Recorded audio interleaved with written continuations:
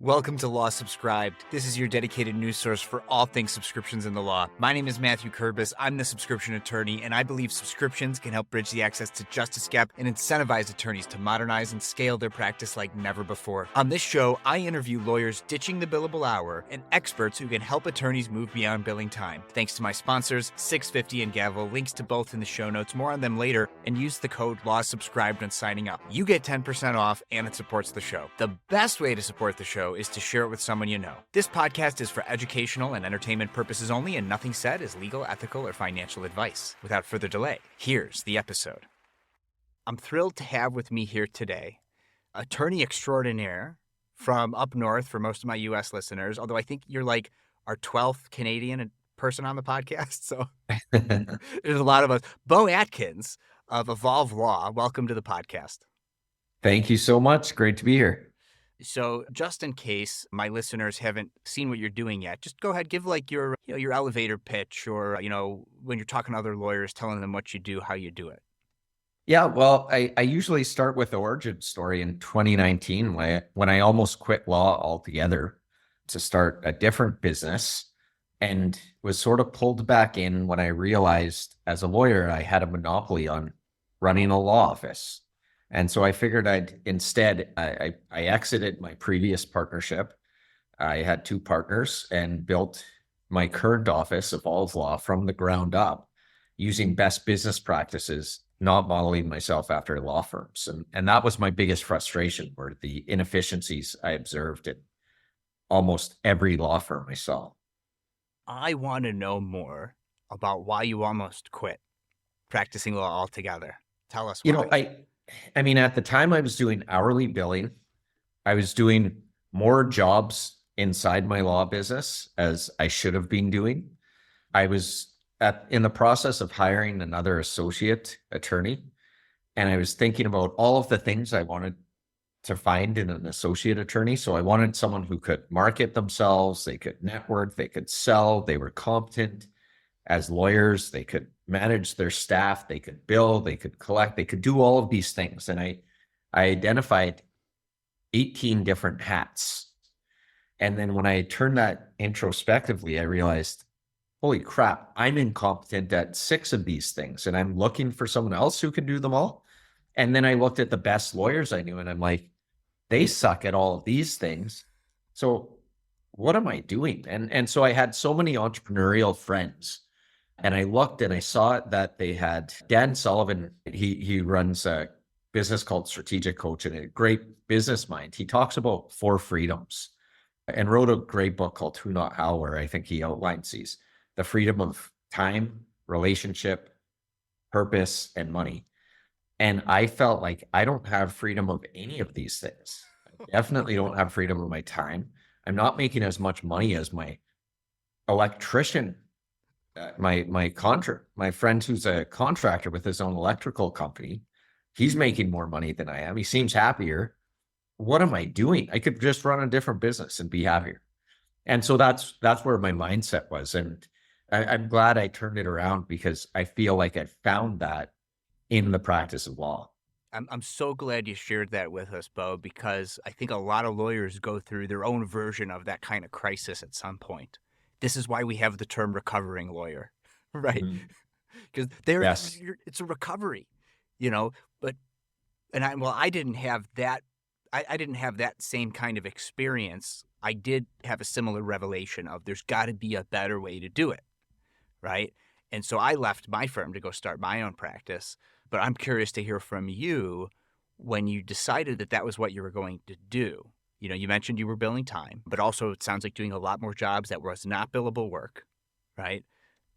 How did you come to designing the law practice that you wanted to have? Like, where did you go? Obviously, you read Dan Sullivan stuff. I listen to his podcast.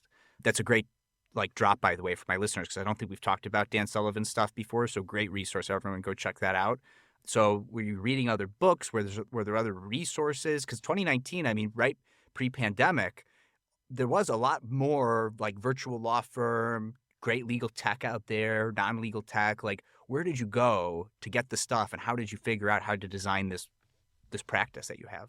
Well, it's funny because I was fairly deep in my exploration of another business, so deep that I was talking to rotisserie chicken franchise about bringing that to Canada. So I was getting out of the law, like as far away from the law business as possible, getting into restaurant. And I don't know why. I know now I have zero passion or anything towards that business. And I would have been just as miserable because I didn't have the direction.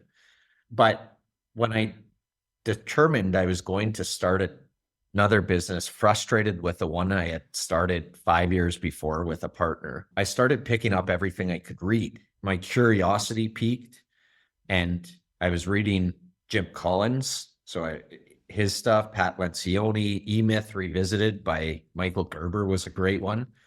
And then someone turned me to a book called Traction by Gino Wickman, and it follows the entrepreneur's operating system, or EOS.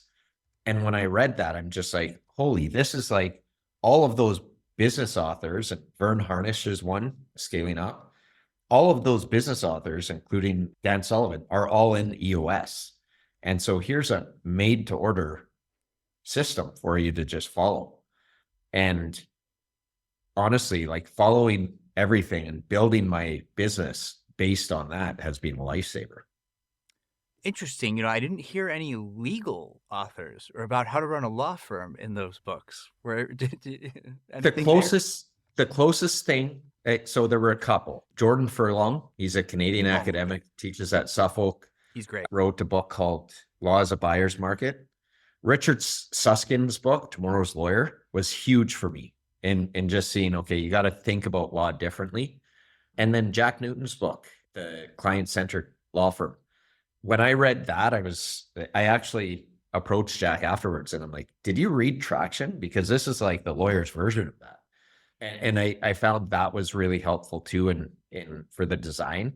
I read the Lawyerist Small Firm Roadmap. I definitely read a ton of law related books, but it was mostly I made a pledge to myself. I was not going to do what other lawyers are doing. I'm not going to model myself on what I perceived to be a broken model. So I entered into it assuming these are all broken. I'm going to create it ground up as a business from an entrepreneur's mindset, not a lawyer's. Ooh, ooh, I got the chills, man. That's good. But seriously, because first of all those books, I haven't read The Client-Centered Law Firm by Jack Newton, but I've heard great things and I kind of have a sense of what's in there. But all the authors that you talked about in those books, they bring in a lot of elements from outside the legal profession as well, right? So yeah, Totally. there's so much opportunity for innovation in law firms that we can learn from other businesses. In particular, what other businesses are billing their time?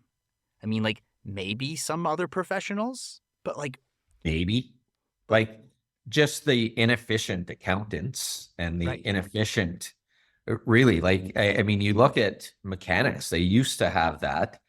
Now, when you go to a mechanic, take your car, and if they're not giving you an estimate, you're going somewhere else. It's such a competitive industry. And if they find, I mean, that's an industry where you might look under the hood and say, okay, there's all these other things. Well, you get the client to, or customer to approve before you do that work. Otherwise, you risk not getting paid. But lawyers don't do that same assessment and diagnosis right at the outset, Yeah, which I yeah, think is a huge disservice. yeah, yeah. And because in a way, the actual act of the billing the time and the tracking the time is tedious and bothersome, but it requires the least amount of lift in terms of thinking about something, right? It's like, okay, this took that long, that's how much it is, right? And so like it requires zero creativity, which I think lawyers are incredibly creative when we're given the constraints to be creative, right? But these other business models have been tried and tested in other industries. I mean, and you see the ones that rise to the top. And like the value-based pricing and the subscription models are the ones we all have experience with as consumers or even law firm owners or those of us in law firms buying technology for our law firms. We're not paying for how long we used that piece of software and then they bill us in arrears. We're paying the same price every month. Or, you know, if I need like some kind of like a court reporting service, even it's a flat fee. So like even in our practice, we're paying flat fees, we're paying subscription, yet we're still billing our time. It's unbelievable. Oh, it's crazy, man. But like one of the worst things for me was the mindset it put me in. Like it got me to the point where whether I was hanging out with my girlfriend or I was taking my son to the park, I was like, okay, I can spare a quick 0.5 to the park. It's like, what world am I living in where I'm now applying a 12th of an hour increment to the quality time I'm spending with my son? Yeah, yeah, like I said, it was depressing. yeah, yeah. So then I don't even think we said did we say your practice area yet? Like what your current practice area, and then was it the same or was it different at the previous Yeah. firm? So I started doing family law basically right out of law school, which is the opposite of what I thought I was going to do while I was in law school. And a lot of that was sort of prompted by me going through a divorce and separation in third year law. So the entrepreneur side of me said, well, hey, this is a path of least resistance. I know this because I've studied it for my own case. Now I can help people through it. In the last couple of years as an entrepreneur I'm part of an organization called Entrepreneurs Organization, and I've really dug into my past, and I'm starting to realize a lot of the passion I have for helping people go through family law actually goes all the way back to my parents' divorce and some of my experiences through that. So I'm very passionate about helping people through family law situations, divorce and separation and parenting, and doing it so that at the end of the day, it's sustainable and everybody's okay. We'll get back to that in a second, but you mentioned EO, and I want to ask you about it because I've not heard of that. But I'm assuming, and with a quick Google search, it looks like that's not like a bar association or a law society. Like it's like you're not with a bunch of other lawyers or with a bunch of other industry professionals. There are very few lawyers in EO. And in fact, I only recently and within the last few weeks got connected to a lawyer portal where there's, I think, 70 lawyers. Now, this is an organization that I think has tens of thousands of people internationally. Chicago's got a really big chapter. In fact, I met with some of them while I was there for Tech Show. Milwaukee would likely have a chapter. Like it's all over the place, but it's business owners talking about business issues that can usually be applied across the board. Like lawyers think, I don't know why we think we're special, but there's nothing that unique or special about our businesses.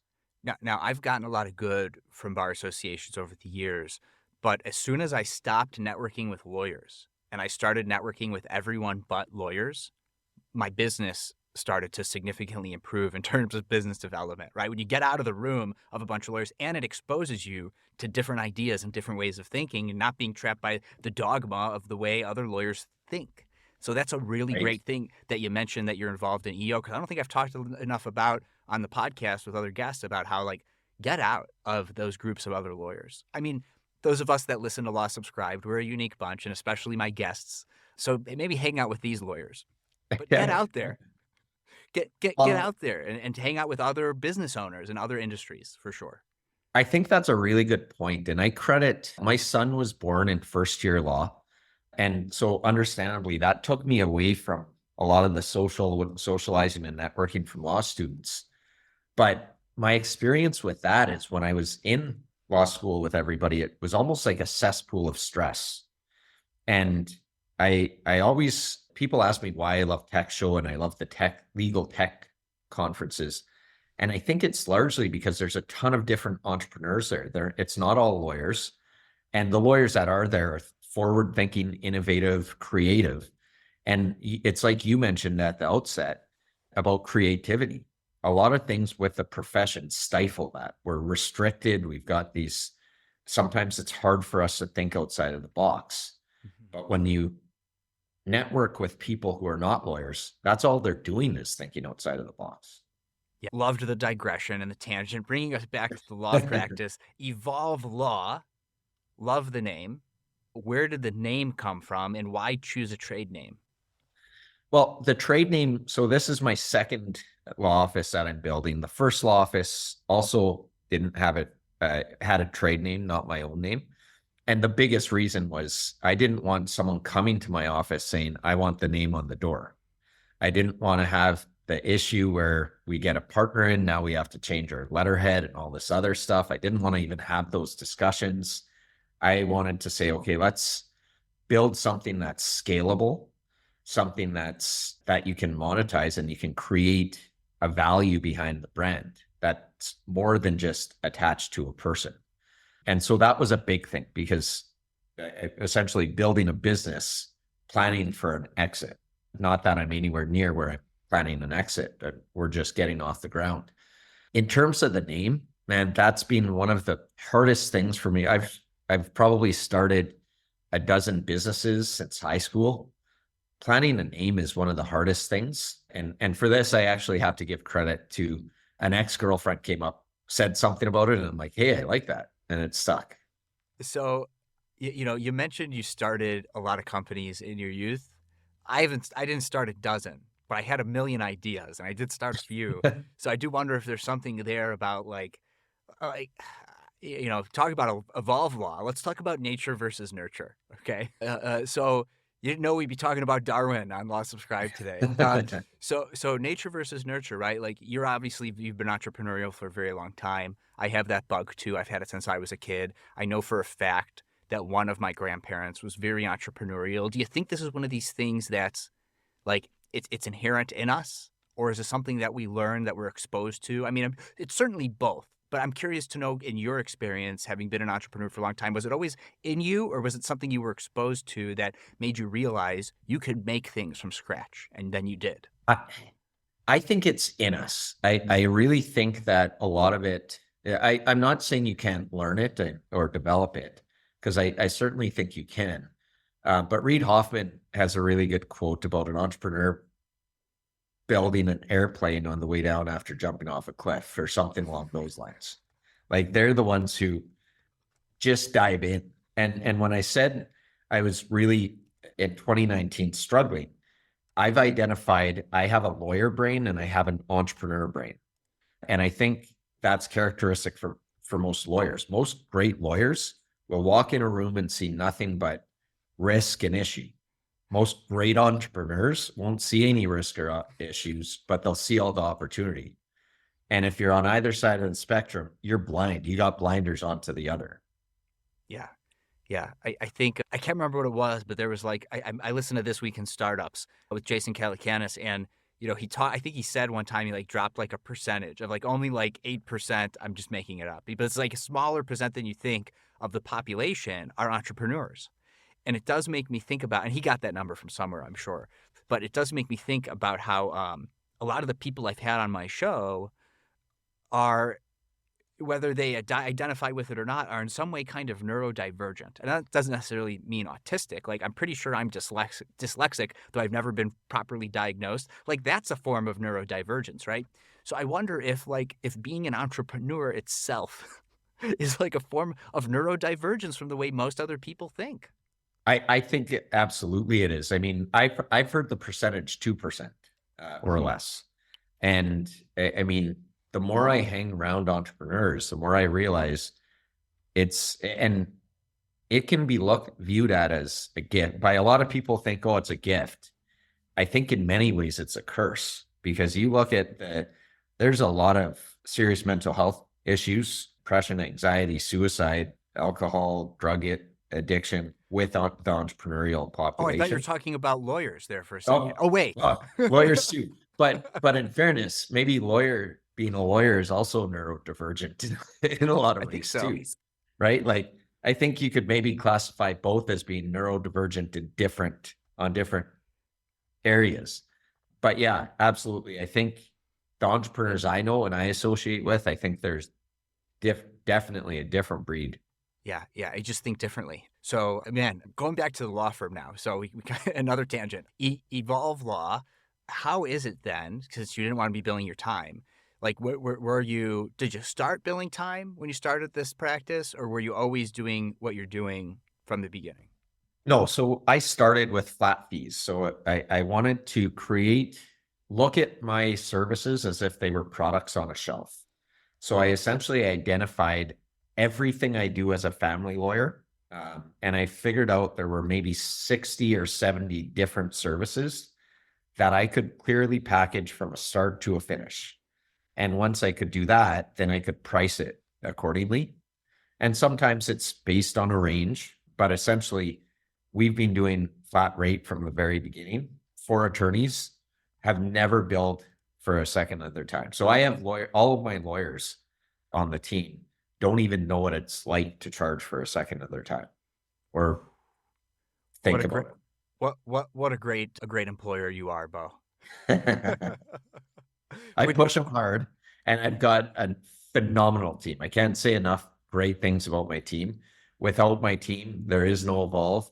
I don't have the time to do podcasts or be in Chicago for a conference. So and you had mentioned too, speaking of your team, you had mentioned how you're building a practice with the exit in mind. It doesn't mean you're going to sell it tomorrow and your team needs to be worried. It's just this is what we do as lawyers too. And whether it's a like for me like a transaction or for you a new divorce case, we're thinking about the end and the multiple permutations that may have, and we're strategically thinking about what could we do now to get a better result at the end, right? And so using a trade name like you're using so that the exit is going to be more valuable for you, even though the exit might not be for decades, is so important. It's a big recurring thing here where I'm glad you have a trade name. Otherwise, I was going to have to give you some crap because whenever a lawyer comes on who's doing something innovative, I'm like, and your firm name is your name? Come on. What are you well, I doing? mean, the reality is right now we haven't gotten really scratched the surface on alternative business structures.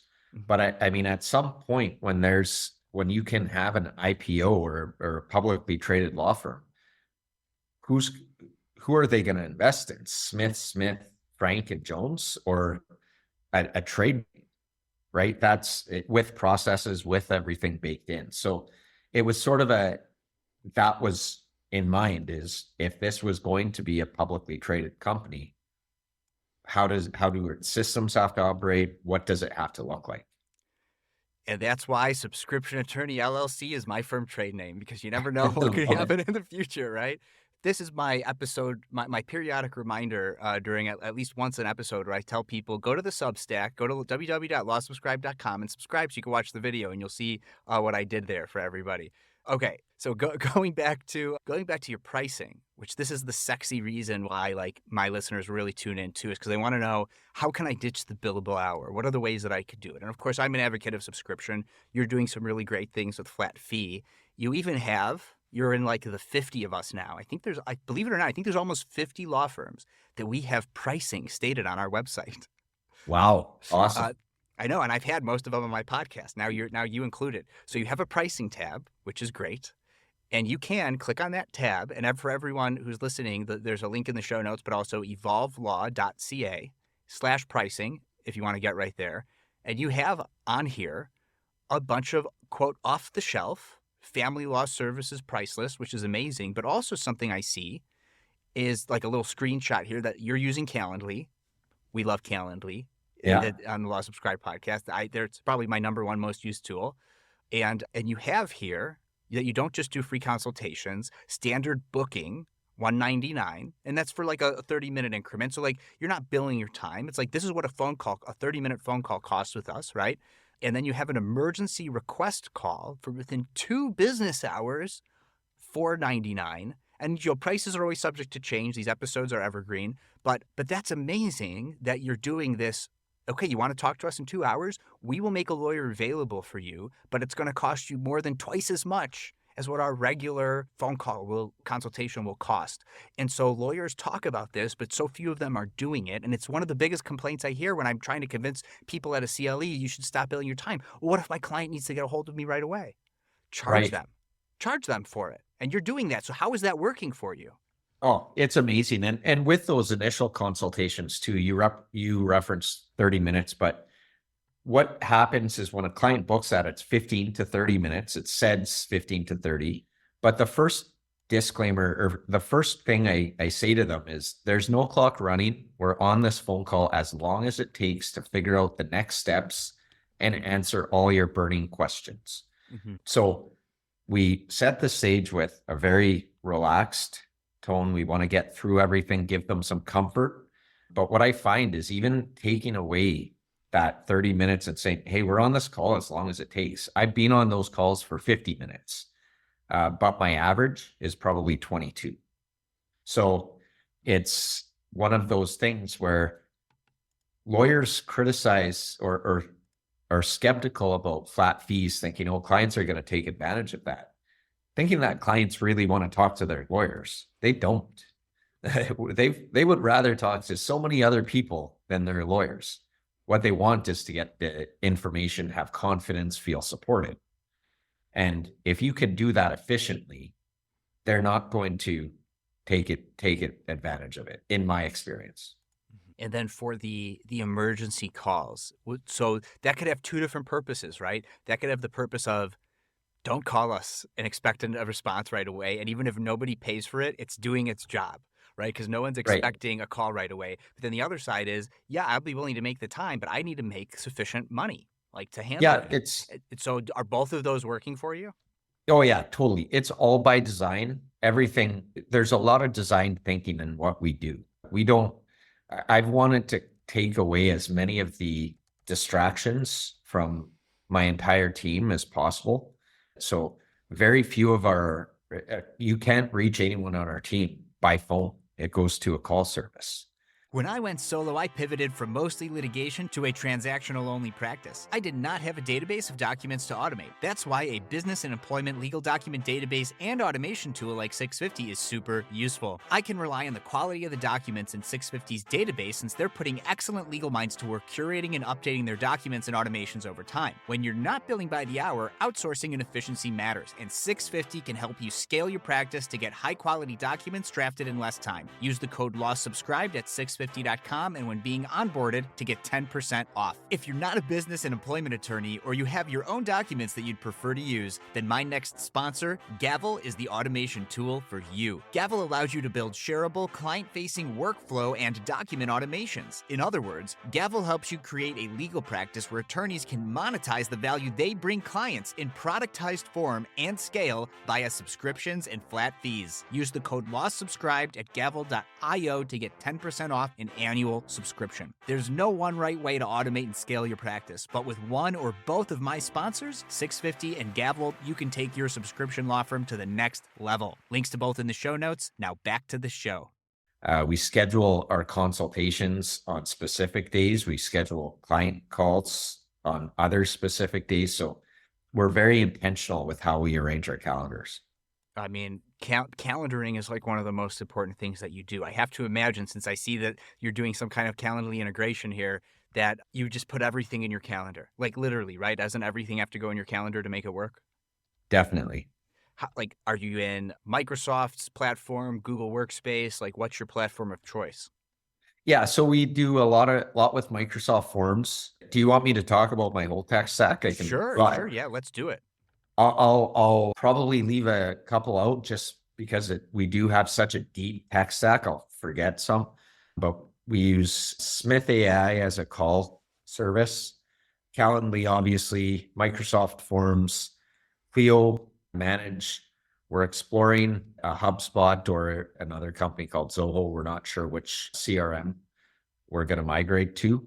Clio Drafts is a big one. Changed name just at Tech Show from Lawya to Clio Drafts. We use that. AltFee helps us with our pricing. They were the winner of this startup competition. So we're looking at how we can roll that into our processes. Power Automate, Teams. So the full Microsoft 365 suite. We've subscribed to Copilot. For some of the other things we're using different AI tools for, we're playing around with those. I know I'm missing some. We're exploring Fidoo. That's actually I'm in Saskatoon, Canada, so that's where it was started. And Kim, of course, Kim Bennett in Atlanta. So used them. We've been working with Hona, formerly Milestones.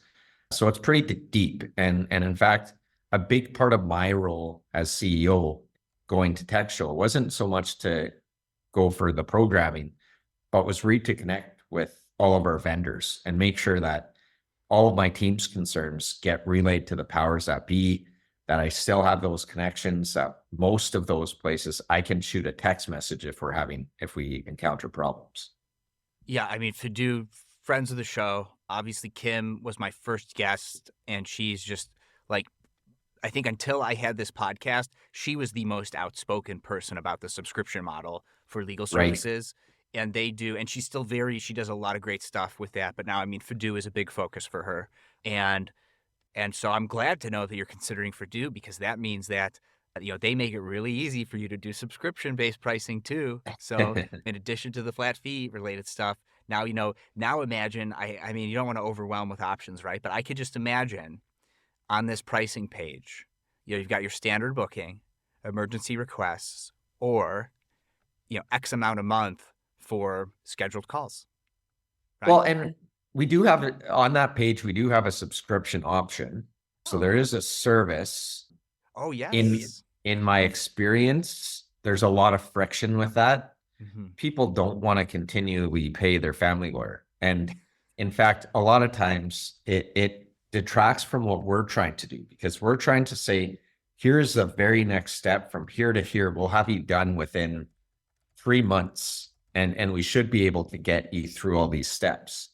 Now, one thing we do offer are payment plans. So it's not so that we try to do that to increase accessibility, but we found it was difficult when we're piecing out the services and products we offer as it is, for us to either manage the subscriptions or for people to even want to get on them. You reminded me one piece you're leaving out, although this might be answered with the other stuff you said, because it could be through Clio. But how are you handling payments? I actually don't know a lot about how we do it now. I mean, I was obviously involved in the design of it, but Mm-hmm. between marketing, sales, and finance and legal ops, I'm no longer in the lead of those teams. So they've evolved beyond me. Hey, he said the Yeah, name. He said the name. yeah, exactly. Shameless plug. But for all of so we have task lists for all of the services that we provide. Mm-hmm. And inside of those are built-in billing milestones. So once we do the first third of the work, the lawyer reassigns a billing task to finance, who just bills it. And so there's very little involved for the lawyer to do. They look, they check things off. Did we do these things? Okay, send the bill. And it all happens pretty organically. Going back to the payment plan thing, which is great that you do that, right? Because it makes legal services more accessible. If you were to reframe the payment plan as a membership model, not necessarily a subscription that's ongoing forever, but if you reframe it as a membership model, it's, here are your subscription benefits. Here's your member benefits when you become a client of Evolve Law at this monthly fee that's capped at X amount once you've hit that X amount, right? And sure, there's things happen, like, I don't know exactly how you do all the flat fees when, maybe up to trial, or, other types of things. But I think there's a way you could reframe that where they're like a member of the firm as a client, a subscriber, if you will, because the way then you reframe all of the legal services you're providing now become subscription benefits, and you might find that you have other value that you could give them that you weren't necessarily thinking about advertising, but now it's a subscription benefit when they're on that payment plan.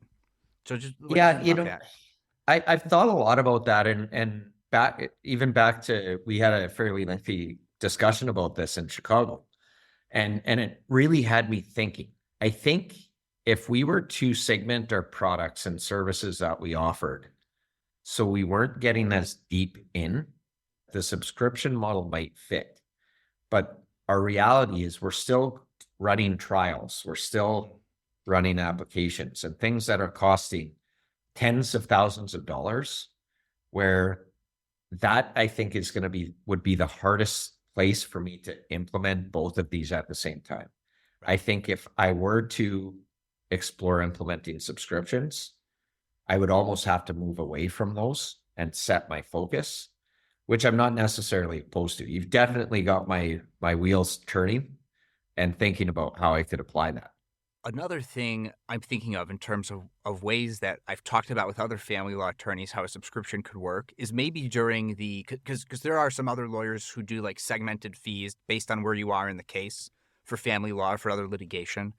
But there are things that happen after, if you go to trial and then you have the decree, or you have the marital settlement agreement if you end up settling.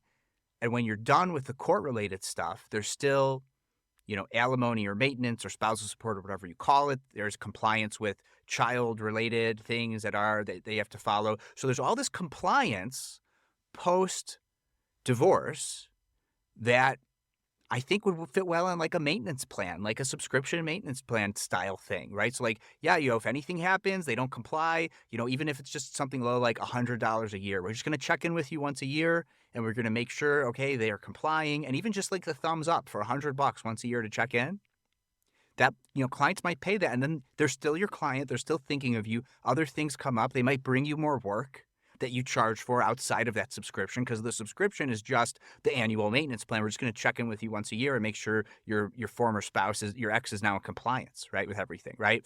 So I think I think you could do a post lawsuit subscription maintenance plan. What do you think about something like that? Well, yeah, I mean, because we already do have a product, which is post trial or post pre-trial or whatever, where we assess it, because there's different levels. Some of them we charge $10,000 because there's a lot of work involved. And I think that's the difficulty I would have is right now with the way we provide services is scaling it so that sort of one size fit all or one size fit most even, because two or three tiers, right? You could right. segment, and do they fall into one of these categories? And if they maybe sign up in tier 2, but their needs are tier 3, that's why you have 3 tiers. Boom, up to the 3rd tier, right? We originally priced you at this. It's really outside the scope of this because you're talking to us every week. That's really a tier 3 client, and in order to continue to provide the service, you have to go up to tier 3, and then they start paying you more every month. Yeah, and I think our subscription model does have 2 or 3 tiers. But again, it was a lot easier for me to visualize what the start and finish is, not have anything sort of open-ended. This is what it's going to take, and then to price that out, than it was to think about sort of what that ongoing relationship would be. But it's, like I said, it's definitely piqued my interest, and it's something that I think deserves a lot more thought and consideration. As Evolve Law evolves and grows and becomes more than just a family law practice, maybe you never will, but I'm thinking, if, maybe until the kids are all 18, that there is an ongoing relationship for ongoing compliance with the marital settlement agreement or the divorce decree or whatever it is, it's an ongoing relationship. Things come up that the ex like does something crazy or runs to, I was going to say runs to Canada, but you're in Canada. Exactly. Like goes to Mexico. Bring them on. Goes to Mexico with the kids, and like you down here, and you're like it's way longer than they were supposed to have time with them. I just feel like there is a possibility for that, and when they're subscribed to you and you're their lawyer, maybe, throughout those until all the kids are 18, at least whatever the age of adulthood is in Canada, they have estate planning needs. They maybe buy or sell a house. There's so many other legal things that they're going to have that if you're their lawyer, they're going to bring to you first. You could either refer those things out, or you could find a way to evolve and offer those products too. And that's the one thing in my view, that's what most lawyers get wrong. And as they grow, they think, okay, I'm going to add more areas of practice, which I think in a lot of ways is completely counterintuitive to the economies of scale. Again, turning to the automotive industry, that's the direction. You don't have a mechanic who will do absolutely everything on your vehicle. I mean, you do have them, but they're generally not as successful as you have places that will just change your oil, places that will just rotate your tires and change your tires, places that just do transmissions. And I feel like I will never want to create under the same roof an office that does more than just family. Can you start a second law firm? I could start Evolve Criminal Law. I could start Evolve potentially. I agree. But it would be under a different roof and geared specifically at that client. So when they're sitting in that waiting room, this waiting room was designed for someone who's buying the house. This waiting room is designed for someone signing a will. Because I think that's one thing that's one of the problems with a lot of law firms is they don't segment their market. They don't know who their target client is. They just say they practice door law. any law that comes in the door is a potential client. And Yeah. I've found that we've got a referral network where I find every referral I send out, we've loosely kept track. I'll get 5 referrals back for one because there's so few lawyers that send out those referrals. Yeah, and I think referrals are one of the ways that we handle it, though there's not like a great solution to that. I've had Overture on the podcast because they also have a law firm that uses subscription, the founders of that company. I've had, not at the time of recording, but at the time of publication, there will be an episode with Lex Amica, which was another Startup Alley competitor at Tech Right. Show. They are trying to solve the referral problem. Um, I was interested by their platform, and actually I've got them in my notes to contact. Yeah, I mean, I think it's a problem that still needs solving. But I also think that, and what I'm trying to do with this podcast in a way is inspire lawyers to go be that subscription attorney or be that alternative business model attorney in whatever practice area that they want to be in so that they're predictable, transparent, affordable for that market. And so then I'd have somebody that I could refer my clients to when, Right. when it's outside my competence level. Though I do mile wide, inch deep law, right? Like I will do a lot of different practice areas, but because my clients are already paying me $20 a month, they come to me before there's a problem. It's not access to Right. justice. It's avoidance for the need for justice in the first place, right? And you can't charge as much for that. You just can't do it. Like I do a lot of prenups, but I'm not going to do a divorce case. I'm Right. just not going to do it. And frankly, I think the value that I could sell to my clients for that I don't make money when you get divorced means I'm going to do everything I can to make sure this prenup is amazing and Right. that lawyers can't make money, can make as little money from it in divorce as possible. Because Mhm. I'm not going to, I have no financial benefit for that. I don't do it. Same thing with any of my other settlements or Right. negotiations. If I can't settle this for you, I'm not going to make any money if we go to court. So I'm going to do Yeah. No, everything I that can makes to sense. settle, but I can't charge as much money for that. So I Mm. charge $20 a month so that they come to me for all of their legal things. And if something gets more than a few inches deep, and I'm not competent in that, I could help with a letter of intent. If you're raising a $6 million round, I am not a startup lawyer. I will refer you to a startup lawyer. But that startup lawyer should charge flat fees. Otherwise, the clients who hire me don't want to pay billable hour fees. And there's not enough Totally. lawyers like us who have our pricing on our website. So Right. I think there's something there with the referrals and the network. But even like in the future, whether it's Evolve Law as a brand, and you could subscribe to Evolve Law, but when you need family law, you go to the Evolve Family Law. When you need criminal, you go that. I think there's something there with other ways to do a subscription too, and it might even be a distributed franchise model rather than all under one roof. But I think there is value to clients for subscribing to a lawyer and knowing that they could go to that law firm broadly for to No, just to and get all their stuff done. I definitely agree with you there. I think one of the things that pushed me to this is getting really deep into what we sell as lawyers. Like Mm-hmm. when people come to us, what are they buying? And I think a lot of people, I mean, the billable our lawyer is going to say, well, they're buying our time. Nobody wants your time. And when I got into it, Jordan Furlong deserves a lot of credit for that. He wrote a blog post in 2012 saying lawyers are selling peace of mind. And I say, when I was diving in, I figured that we sell certainty, some degree of certainty. It's not 100% certainty, but it's somewhere between 0 and 100% is what clients are coming to us. They want a will, they want a prenup, they're buying a house. No matter what it is, they want some semblance of certainty. And most lawyers can't even deliver that when they talk about their own fees.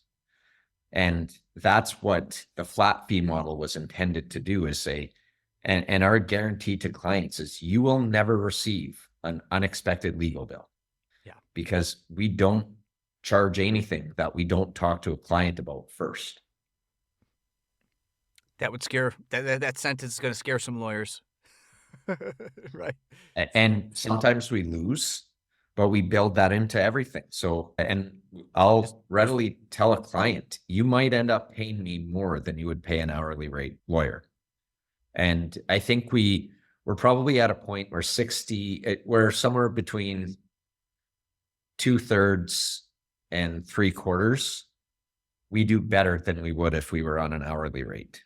We lose money on the other quarter to a third. Yeah, Uh, as long as you win built more in, than you lose, that's all that it, matters in this model. Yeah, it makes it sustainable. right, right. I one of the first CLEs I gave in the subscription model, I talked about how I do $20 a month and $50 a page for those subscribers, and somebody said, "Well, I do fractional general counsel work, but like, what happens when you get to some page and it's got all these complicated clauses, indemnification, all these things? I'm spending all this time on that page." It's like, well, yeah, well, okay, but how much time did you spend on the other 19 out of those 20 pages? Yeah, exactly. If it was all boilerplate, you're winning on that document. You're winning, right? Yeah. And eventually your time savings is so much that you stop even thinking about it in terms of winning because you don't have to spend a lot of time on something. You could just do it and get it done as quickly as possible. And then everything becomes a win and you don't have to worry about how much time are we spending on these things anymore. Well, then it also builds in a mindset to make things more efficient. So there's a lot of software out there that you can plug this stuff into and say, highlight any unusual terms in this agreement. So now you're shaving your review to even further. I mean, of course, you want to be careful what you're doing with AI. We all know, like, obvious disclaimer that you always have to give, but we're always figuring out ways. How can I do this quicker? How can I make this more efficient? Because I mean, that's part of running an efficient business. As we start to wrap up the interview here, I do just want to get one more question in about the pricing and stuff as it relates to the client. So, are you seeing clients who come to you after they've spent a lot of money on a billable hour attorney and the total like what's their experience like? Like, what are your clients' thoughts on this model? Because I guess I also want to know if you're their only lawyer they've ever hired. What are their thoughts? Because maybe they're just like, well, all lawyers should charge this way. Well, yeah. So I've hired a lot of people. Clients hate getting dinged for phone calls and emails, especially ones they didn't send that are between the other lawyers, and so they're very suspicious of the system and skeptical. And one of my one of the things I tell them is, we always want you to feel supported. Contact us if you have questions. And I don't think a lot of other, like, lawyers who are billing by the hour, I don't think their clients feel that same level of support because they're worried to reach out. They're worried about the bill that they're going to receive. Whether they've had a lawyer or not, they've had friends or they've heard stories or they've watched TV and they know how it works and how those legal bills can quickly get way out of control. And in my experience, sometimes you'll have clients who will not reach out to you when they really should. Now they end up in a deeper hole than they ever would have been had they just reached out. And it really saves a lot of work and stress for me and my attorneys. But it also makes sure, like I said, clients feel like they actually have support and they have some semblance of certainty in their chaotic existence. So before I ask you my last question, I'll just give you a sort of an open-ended one, which is like anything else that you have to share with a lawyer who's on the fence of, I don't want to be billing time anymore, but I can't not think of making money any other way as a lawyer. Like, what's some words of wisdom or advice you have for them? Get curious, ask the people who are doing it. I nerd out on this stuff. I would gladly hop on a call or a Zoom call. I know you are very generous with your time. You didn't have to come up to me and have a conversation in Chicago, reach out for this. You're very generous if someone wants to. Kim Bennett is very generous with her time. There's a big community of people who are not only saying that it's possible for every area of law, every lawyer, but they're doing it in every area of law and just being more and more creative. So get curious. Great. We'll end the formal interview there. My last question for you, Beau. The reason why everyone sticks through to the end of the episode, is a hot dog a sandwich, and why? There's no way it's a sandwich. I mean, but I don't have a why. I've just never. Come on, bring it. Why Let's see is it those not a sandwich? thinking on your Because feet skills. Let's do it. it's not bread. It's a bun. It's not a sandwich the same way a hamburger is not a sandwich. You have a kid, so you'll understand this. When my kid was like 2 and a few months, she was a very early talker. She's tiny, but she was an early talker. I was grilling burgers and I was plating them. I was going back and forth from the grill to inside on the plates. And my daughter says to me, like when everyone else was plated and I had not quite sat down yet, she goes, "Daddy, eat your sandwich," pointing at the hamburger. So I'm just saying, a hamburger does look more like a sandwich. You'll grant me that, right? I'll give you that for sure. Now, I guess the qualifier, when I was a kid, we didn't always have buns. So sometimes you used a piece of bread to wrap a hot dog. Unless that piece of bread breaks in two or you're using two pieces of bread, still not a sandwich. Okay, I well, may consider two pieces of bread with hot dogs in the middle a hot dog sandwich. okay. You're the second person who's actually said that in like 80 something interviews. So, all right. Well, if stick around just for a quick second, we're almost at time. But if anybody wanted to reach out to you, what's the best way for them to do that? I'm very active on LinkedIn. That's a great place to start. All right. Beau Atkins, again, thanks so much for coming on the podcast Law Subscribed. Thanks so much. This was a lot of fun. And that's our show. Thanks again to 650 and Gavel for being sponsors. The best way for others to discover this show is for you to share it with somebody you think would find value from it. Follow me on LinkedIn, since that's where I'm most active on social media, and click the bell towards the top right of my profile to get notified about all of my posts about this podcast and everything else I think is valuable for you to see. To get in touch, message me on LinkedIn or email Kurbis@lawsubscribed.com. All links are in the show notes. Until next time, this is Matthew Kurbis with Law Subscribed.